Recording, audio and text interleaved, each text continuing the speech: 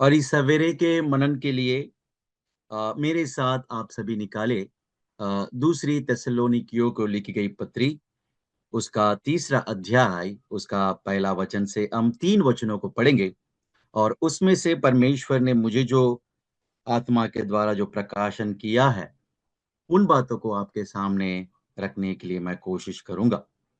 तेसलोनिक को लिखी गई दूसरी पत्री, उसका 3 अध्याय का पहला 3 वचनों को हम पढ़ेंगे। अतः ए भाइयों, हमारे लिए प्रार्थना करो कि प्रभु का वचन शीघ्रता से फैले और महिमा पाए, जैसा तुम लोगों के मध्य हुआ, और कि भ्रष्ट और दुष्ट मनुष्य से हम बचे रहे, क्योंकि हर एक में विश्वास नहीं, परंतु प्रभु विश्वास योग्य है, वह तुम्हें दृढ़ करेगा तथा दुष्ट से तुम्हारी रक्षा करेगा। पढ़ा हुआ ये वचन परमेश्वर हम सभी के लिए आशीष का कारण ठहराए। यहाँ पे थिस्सलुनीक की कलीसिया को प्रभु के दास पौलुस के द्वारा प्रार्थना की विनंती हम देखते हैं। 3 वचनों को जब पढ़ते हैं तो विशेष तौर पर पौलुस थिस्सलुनीक की कलीसिया को 3 बातों के लिए वो प्रार्थना का निवेदन करता हुआ हम यहाँ पे देखते हैं। एक, परमेश्वर का वचन जो है वो शीघ्र फैले और उसकी महिमा हो। दूसरा, दुष्ट और बुरे लोगों से हम बचे रहे। तीसरा, प्रभु यीशु मसीह जो है वो विश्वास योग्य है और वो हमें दृढ़ करेगा और हमारी वो रक्षा भी करेगा। मुख्य रूप से इन 3 बातों को जो है इन 3 वचनों में हम देख पाते हैं। भाइयों से वो प्रार्थना का विनंती करता है। वो कहता है कि हमारे लिए प्रार्थना करो। पौलुस एक प्रभु का दास जो सुसमाचार सेवा के लिए प्रभु के द्वारा चुना गया, परमेश्वर के द्वारा चुना गया, एक प्रभु का दास, वो प्रार्थना की विनंती करता हुआ हम यहाँ पे देखते हैं। वो कहता है कि हमारे लिए प्रार्थना करो। क्या प्रार्थना उनके लिए करना जरूरी है? क्योंकि परमेश्वर का साथ उसके साथ है और परमेश्वर की सामर्थ उसके साथ है। फिर भी वो कहता है कि हमारे लिए प्रार्थना करो।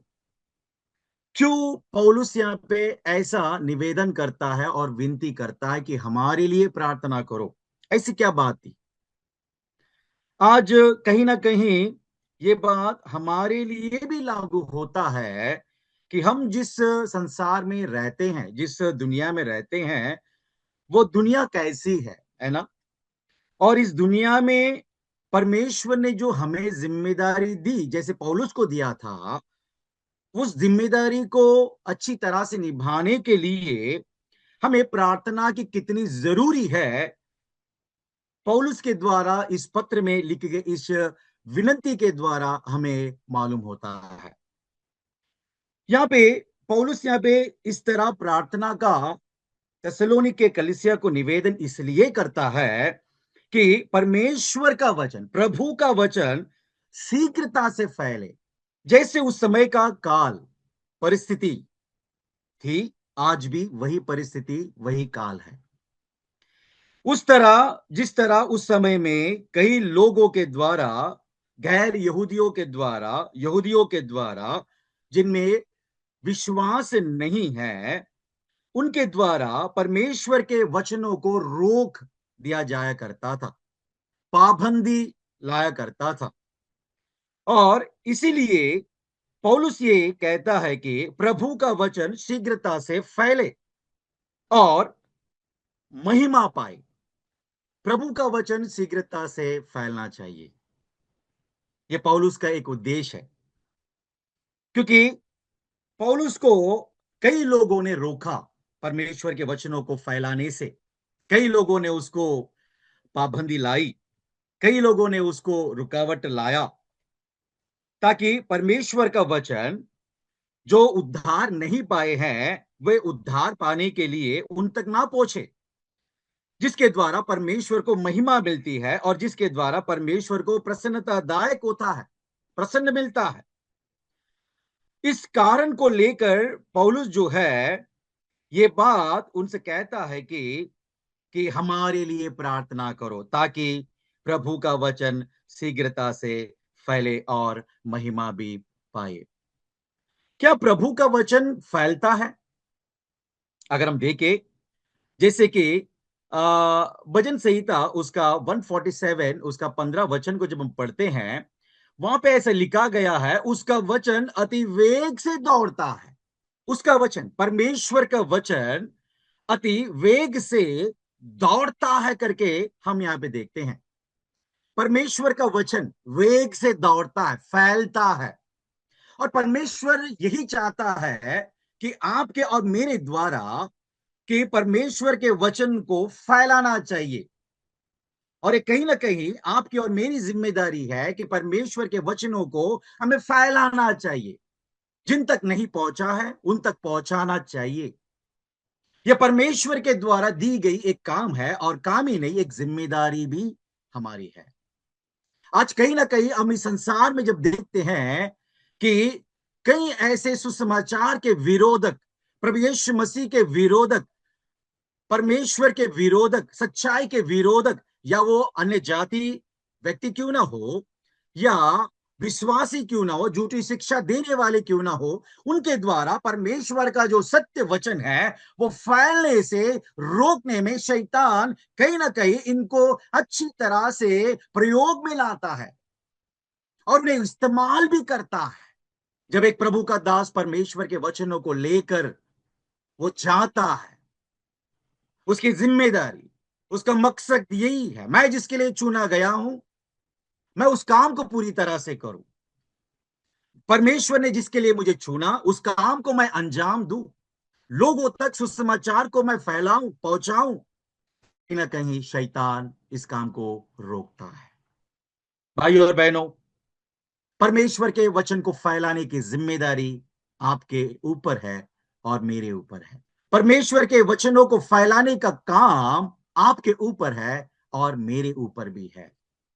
यह फैलाना है जिससे परमेश्वर को महिमा मिले। परमेश्वर की महिमा पाने का जो तरीका है, हम इसमें एक बात को देखते हैं। आपके और मेरे द्वारा जब परमेश्वर का वचन फैलता है तो कहीं ना कहीं उसके द्वारा परमेश्वर को महिमा मिलता है। क्या हम फैलाते हैं? क्या मैं फैलाता हूं? जब कलीसिया में हम जाते हैं और रोटी और प्याला में भाग लेते हैं तो वहां पे एक जिम्मेदारी के नीचे हम आ जाते हैं। जो भी प्याला और रोटी में भाग लेता है वह प्रभु यीशु मसीह के आगमन तक जो है उसके सुसमाचार को फैलाना, यह उसकी जिम्मेदारी बन जाती है। भाई और बहनों, जब ऐसे हालातों से हम गुजर रहे हैं, जैसे कि हम सरकारों के द्वारा, विरोधकों के द्वारा सुसमाचार फैलाने का जो पाबंदियां, जो नियम लागू कर रहे हैं, और कहीं ना कहीं आज सुसमाचार फैलने का, वचनों को फैलाने का ये रोक लग रहा है, तो आपके और मेरी जिम्मेदारी ये है, अगर हम फैलाने का कोशिश भी नहीं करते हैं तो आपकी जिम्मेदारी ये होती है कि हम उनके लिए प्रार्थना करें कि जो लोग इस कार्य को आगे बढ़ा रहे हैं। पौलुस इसलिए वो कह रहा है कि हमारे लिए प्रार्थना करो। उसका मकसद यही है, मैं जितने दिन इस संसार में जीवित हूं मेरा काम जो है मुझे पूरा करना है। परमेश्वर के वचनों को मुझे पहुंचाना है, या वो यहूदी हो या गैर यहूदी हो। उद्धार सबके लिए, प्रभु सबके लिए है, सत्य वचन सबके लिए है। सारे लोग, परमेश्वर चाहता है कि सबका उद्धार हो, किसका भी नाश ना हो। और उसका एक इस जिम्मेदारी को लेते हुए जब वो जीवन जी रहा था, उसके कार्यकाल के समय में कई लोग जो है उसको रोकने की पूरी तरह से कोशिश की। और वही बात हम पहला थिस्सलुनीक के उसके पहले अध्याय के जब हम 8 वचन को जब हम पढ़ते हैं तो वहां पे हम देख पाते हैं। पहला थिस्सलुनीक उसका दूसरा अध्याय का जब हम 15 और 16 वचन को जब हम पढ़ते हैं, वहां पे ऐसे लिखा गया है, जिन्होंने प्रभु यीशु और नबियों दोनों को मार डाला तथा हमें भी सताकर भगा दिया, वे परमेश्वर को अप्रसन्न करते हैं और सब मनुष्यों के विरोधी है, क्योंकि गैर यहूदियों को उद्धार का सुसमाचार प्रचार करने में वे हमारे लिए बाधा उत्पन्न करते रहे हैं। गवाही दे रहा है। हालांकि थिस्सलुनीक के नगर में जब पौलुस इस सुसमाचार को लेके वहां पे पहुंचा, कई यहूदियों के द्वारा, मतवादियों के द्वारा, जो निष्ठावादियों के द्वारा उनको रोका गया। बड़ी क्लेश में परमेश्वर के वचन थिस्सलुनीक के नगर में सुनाया गया और वे लोग बड़े क्लेश में परमेश्वर के वचनों को उन्होंने सुना। हालांकि रुकावट थी, उन्हें बाधा डालने वाले लोग थे वहां पे, भगाने वाले लोग थे वो वहां पे, लेकिन फिर भी वो ये गवाही देता है कि ऐसे गैर यहूदियों को उद्धार का सुसमाचार प्रचार करने में वे हमारे लिए बाधा उत्पन्न करते रहे। बाधा डालने वाले हैं, सुसमाचार को ना फैलने की रुकावट, रोक लगाने वाले आज इस संसार में लोग हैं। आपकी और मेरी जिम्मेदारी क्या है? हो सकता है कि हम सुसमाचार फैलाने के लिए वो परमेश्वर ने वो वरदान में नहीं दिया है। हो सकता है कि हमारे अंदर वो काबिलता नहीं है, वो वरदान परमेश्वर ने में नहीं दिया है। लेकिन कहीं ना कहीं आपकी और मेरी जिम्मेदारी ये है, हम जहां पर रहते हैं वहां पे घुटने टेक कर उनके लिए प्रार्थना करना, ये हमारा कर्तव्य है। यहाँ पे हम देखते हैं वो एक बात के लिए प्रार्थना करने को कहता है, प्रभु का वचन शीघ्रता से फैले और महिमा पाए, जैसा तुम लोगों के मध्य हुआ। जब यही बात पहला अध्याय का 8 वचन को जब हम पढ़ते हैं, वहां पे ऐसा लिखा गया है। क्या लिखा गया है? कि तुम्हारे यहां से प्रभु के वचन की न केवल मासिदोनिया तथा अकया में धूम मच गई, परंतु परमेश्वर के प्रति तुम्हारा विश्वास फैल गया, फैल गया। भाई और बहनों, यहां पे हम देखते हैं कि फैल गया। परमेश्वर का वचन केवल मासिदोनिया नहीं, केवल अकया ही नहीं, सारे जग के कोने कोने में जो है फैल गया करके हम यहाँ पे देखते हैं। इस बात को लेकर पौलुस कहता है कि हमारे लिए प्रार्थना करो। हर दिन की प्रार्थना में ये विषय हमें रखना हमारे लिए बहुत जरूरी है। जब दूसरी बात को हम देखते हैं, और कि भ्रष्ट और दुष्ट मनुष्यों से हम बचे रहे, क्योंकि हर एक में विश्वास नहीं है। भ्रष्ट और दुष्ट मनुष्यों से हम बचे रहे। बचेंगे नहीं तो कैसे उनके द्वारा सुसमाचार फैलाया जाएगा? बचे रहना, एक सुसमाचार प्रचार करने वाला इस संसार में बचे रहना, किन से बचे रहना? भ्रष्ट लोगों से बचे रहना। हालांकि ये संसार पूरा भ्रष्टता से भरा है, भ्रष्ट लोगों से भरा है, जिनके अंदर विश्वास बिल्कुल नहीं है, और ये मसीह कहने का दावा करते हैं, लेकिन उनके अंदर भी आज वो विश्वास में देखने नहीं मिलता है। और कहीं ना कहीं सत्य वचन को रोक लगाने का इनका भी पूरी तरह से योगदान है आज संसार में। पौलुस कहता है कि हमारे लिए केवल परमेश्वर का वचन शीघ्र फैले और महिमा पाए, इतना ही नहीं, हम भ्रष्ट और दुष्ट मनुष्य से भी हम बचे रहे।